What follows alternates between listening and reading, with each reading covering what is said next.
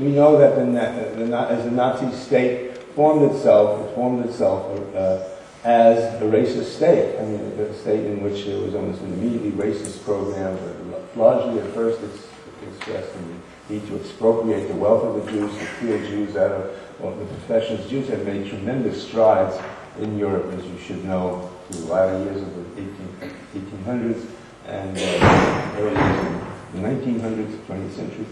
And a lot of that was reversed, and tremendous turmoil going on at all levels of society. And you could see huge trouble was brewing. But you had, and the key thing about this is that the Nazi state formation was racist from the beginning. Okay, it was also, as fascism is, a degenerate kind of capitalism, where there's a kind of an attempt to reconstitute the state on an organic basis and to overcome the class differences that at the same time were heading towards the communist and Bolshevik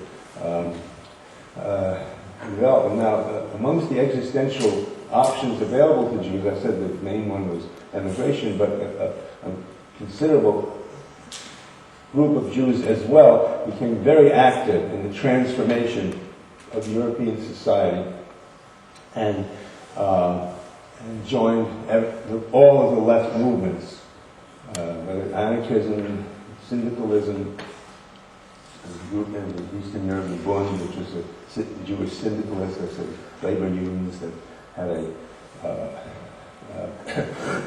Jewish identity, but nonetheless were allied with the cause of labor. And to be sure, the socialists and the communist movements. And the Jews played a tremendously important role in the Soviet Union, Russia having been home to the majority of the Jews who were also very socially mobile and the like. So it's very important now, in dealing critically with what happened in the Holocaust, to recognize that the original point, although it was racist, was not racist as such. It was racist in a way of mobilizing a certain kind of resolution to the class structures of Germany at the time. And the original enemy of Nazism, and Hitler makes, this is spelled out in Mein Kampf and developed in Nazi ideology and programs, is not the Jew as such, but the Judeo-Bolshevik, the Judeo-Bolshevismus. That was the actual enemy.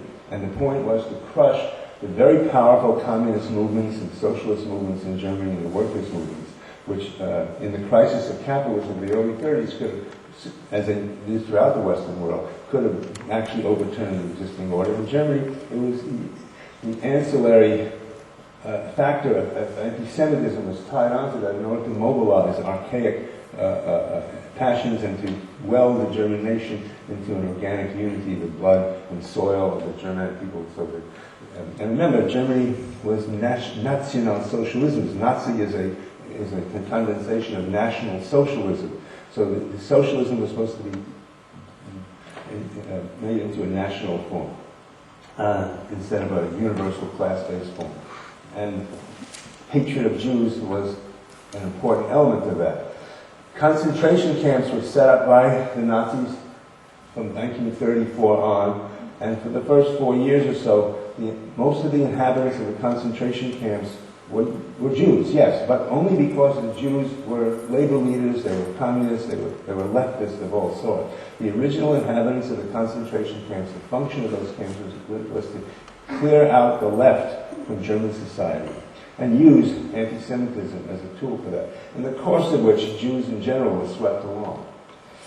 What happened, of course, 1938, Kristallnacht, you can see the crisis emerging, in part because Germany now also, as Roni pointed out, a militarized society is a deadly society, and one in which the internal crises only get worse and worse.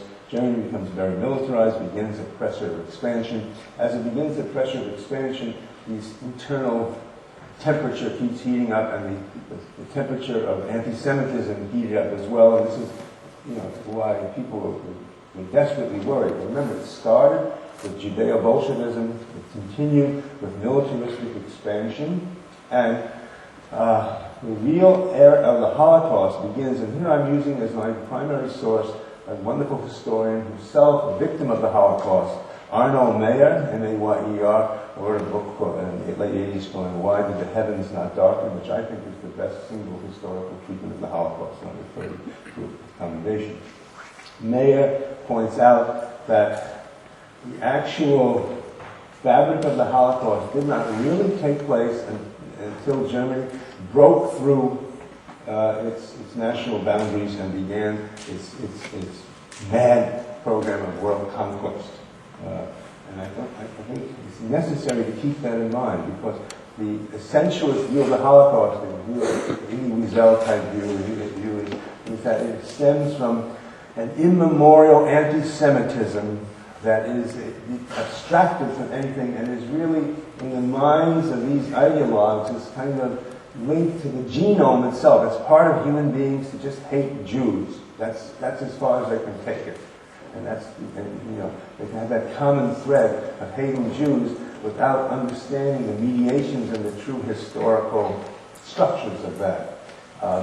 In this case, the mediations, as I said already, included class struggle, necessity to repress the left, the fact that Jews were heavily involved on the left. But now, in addition, the question of military expansionism. And two tremendously important and dreadful things happened as they burst from the boundaries of historic Germany. They encountered Poland and Russia, in various stages, and that's where the great bulk of Europe's Jews happen to live. So here's a country that has a full head of anti-Semitic steam going on, and all of a sudden, in 2 stages, it acquires 3 million, and then another 3 million Jews, which is far more Jews than they had in the first place. Okay, and they said, what are we going to do with them? And they're going crazy. So that's one thing. Of course, the poor Jews who were caught up in this were trembling as they had to have done. But the next point has to be, and Mayer emphasizes this, that the actual Holocaust events did not occur except insofar as the Nazi war machine began to encounter resistance. And as it became clear that they were not going to push over the Soviet Union, as how indeed could anybody think of doing it with a country so vast with so much resources and et cetera, that in late 1941, when the invasion seemed to they began to recognize this was not going to be a sudden blitzkrieg with a collapse. This is when, in early 42, this is when the actual programs for the Holocaust took place. Okay, first in the Einsatzgruppen, which is the mobile killing teams, which was horrific beyond belief.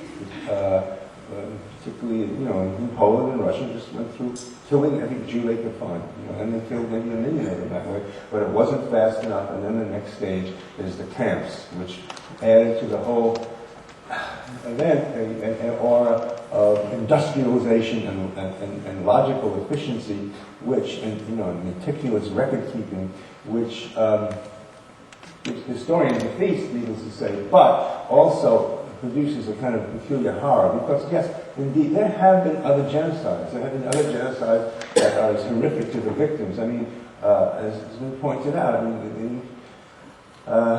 Norman Finkelstein talked about last night. I mean, is it worse for well, he didn't use the example of the Congo, but when Leopold in the Congo, King Leopold owned the Congo. Belgium didn't own it. The king owned it. And it was his personal fiefdom, and he just, set it going. Was it worse to have your hands cut off, to be starved to death, to be treated the 8 million people in the Congo who died were in those years, or to be shot by an Einsatzgruppen? What's worse?